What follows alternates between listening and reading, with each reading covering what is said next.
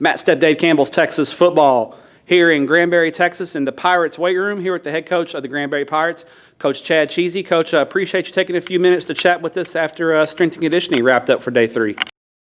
Yes, sir, man. We appreciate you stopping by and all the things you do for Texas high school football. It's been a crazy first 3 days, and we're just blessed as a profession to have the ability to get back to work with our kids, and we want to thank the UIL for that. But it's been awesome to see their faces and to get to work with them. There's obviously been some kinks to work through, but it's been a good problem. Our numbers have grown significantly this year, and we're working through those issues. Okay, we mentioned off camera, your numbers have more than doubled from typical years. I'm sure parents are wanting to get the kids out of the house and that kind of thing, but I know it presented some logistical challenges to stay within the safety protocols that have been given by the UIL and I'm sure by Granbury ISD as well. The UIL made some adjustments last night to kind of make things a little more functional for you guys. Did those adjustments make a difference today in day 3 for you guys? The short answer is yes. And so on a typical year, we've averaged somewhere between 85 to 110 kids, maybe on a good day 120, and we've been as high as 280. And I think there's a tribute to multiple things there. Kids being home for a long time, and maybe their parents wanted them out of the house, or maybe they wanted out of the house. I'll tell you, in this profession, what we've learned through this COVID deal is we take a lot of things for granted. And not only do the players need adult role models, but we as professional educators and coaches, we need our kids. And we were missing our kids. So it's been good to get back together. As you mentioned, there were some logistical issues we had to work through with 280 kids, more manpower, more coaches, a lot more outside activities. But with the UIL dropping the 1-to-20 ratio of players to coaches, that helped immensely with the number of coaches we had to have up here. Now, if we can get that many coaches, great, but we don't have to have the 1-to-20 ratio. And then the 25% of your indoor facilities raising to 50% on June the 22nd will be huge as well.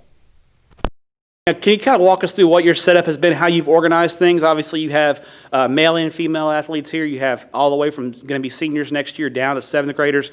How have you structured things, and how have you mixed in the sport-specific work that the UIL has been giving you to kind of manage that between the sport-specific work and the strength and conditioning?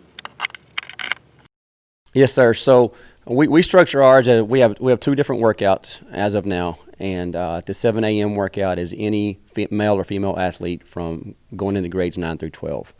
And they go from 7 to 9, and then we give a 30-minute break so our kids can go have the opportunity to go eat breakfast at the high school. We're having summer school at the high school, and so it's a great district, and we want to take care of kids. And so there's a chance right there to eat breakfast. And at 9:30, we bring in our incoming 7th and 8th graders, both male and female.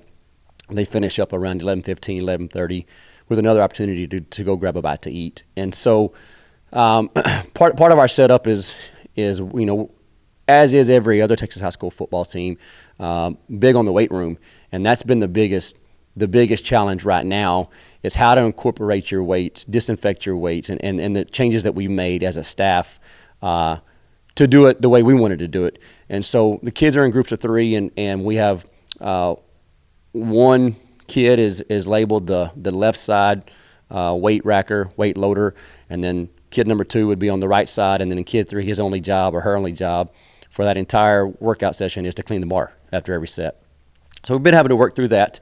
And then, as is always in most summers, we have a lot of rotations outside, but just having the manpower to be with the growth in numbers from your coaching staff has been a challenge. But overall, it's been great, and today was much smoother, and it will only get better as the summer progresses. Let's go specifically to football now and look at your ball club here in 2020. First, we're going to talk about your district. It relatively is unchanged. A couple of changes there. You add Abilene Cooper, and that long road trip, which I know for the teams that have to play at Shotwell Stadium will be a challenge because it's a big home field advantage they have out there. Overall, I know you weren't surprised by the district, but how do you see things shaking out? What, Pirate fans who haven't really read up on the district, how do you see things, and what kind of opponents are you going to see in District 3 5A Division I? So from the last 2 years, district, we lost three schools to realignment, and 2 schools went 6A in Boswell and Chisholm Trail, and then South Hills went down to 5A Division II. So we lost 3 and we gained back 2, which is Abilene Cooper, tradition-rich school, very well coached, and made a deep run last year, and actually defeated our district champion. So you're bringing in a really good team in Abilene Cooper, and then you're bringing in Justin Northwest, again, another very successful program year in and year out. And so I think it'll be a very competitive district. I think you saw that last year, that each week you had to prepare for every opponent, and if you weren't careful, there could be some quote unquote front runners that got beat. And so Azle has a really good ball club coming back, even though they graduated a bunch. Their underclassmen teams were good. Crowley will be good again. I've already talked about Abilene Cooper and Justin Northwest and the history they have, and then Brewer was their younger classes are very talented, and so they'll be. And so again, I mean, I could go all the way down the list and give somebody a compliment, but my point is, week in and week out, there's going to be some good ball games, and you better come prepared. Specifically, your ball club, obviously, you took over I think this 2019 was your 4th year here, and you took over a program that hasn't had a lot of success recently. And you guys got into playoffs last year. You got over the hump. What's been the key to kind of getting the program turned around and get it pointed in the right direction? And then how do you capitalize on that success from last year as you move into 2020? The biggest key here was just the expectations, player expectations. So what you're seeing now is players holding players accountable versus coaches having to hold players accountable, and the belief that whatever the school name was across their chest didn't really matter. And so you saw it last year in some games that we won, and then you saw it in some games that we lost, that we were right there with some teams. We just didn't finish at the end. And so it's been fun to watch. It's been fun to watch the kids start holding each other accountable, and to watch their expectation of not only themselves but their teammates. And so now, last year's last year, and sure, we want to build on it, but we got to let it go. Those 33 seniors have graduated, and now it's time for these seniors and these juniors to step up. We got a big junior class coming, a little bit smaller senior class, but in that senior class we have some talented kids, one of which is Zach Watson. He's coming off a 1,000-yard plus rushing season, 14 touchdowns, and then a couple of touchdowns receiving as well. Very talented kid, and we look forward to a big season from him. Question for you, Coach. A little fun question for you. I've come down to Pirate Stadium, covered some games in the past. It's a beautiful facility. It's a great place to watch a game on Friday night. But when I come into town, if I want to grab a bite to eat, what's the Coach Cheesy recommendation for a pregame meal in Granbury, Texas?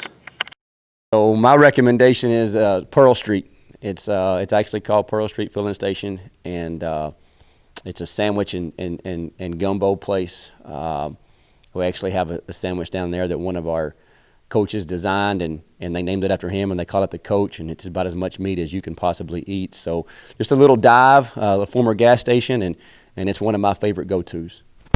Ask you, was that coach an offensive line coach? Because typically offensive line coaches are usually the ones who make that happen. It's a great question, and I wish I could make the story even better and say yes, but it's actually our strength and conditioning coach, Coach Greg Ballou, and he's about as fit as they come. But he still eats the bread when he goes down there. There you go, Coach. Appreciate your time. Congratulations on making the playoffs last year. Good luck in 2020, and we appreciate what you do for student athletes in the state of Texas. And we thank you, and I just want to give a shout out to all the Texas high school football coaches. What a great profession, and I'm glad we're all back with our kids, and good luck this year.